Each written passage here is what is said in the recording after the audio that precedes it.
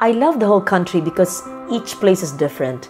But one of my favorite destinations is Palawan. Boracay, Albay, Cavite, Caramuan, Davao City, Samar, Iloilo, Sagada, Marinduque, Basilan. Tagaytay. El Nido, Batangas. Batanes Group of Island. It's the perfect mix of nature between sea and land. We will lose all we have if we do not mitigate, if we do not adapt to climate change. Natatakot ako para sa mga anak ko. some of us might die. Pero pwede natin mabawasan ang masasamang epekto nito kung magtutulog-tulog tayo.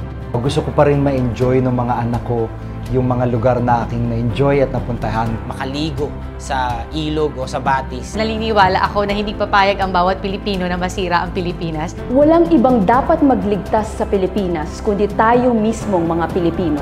Let's start the change now.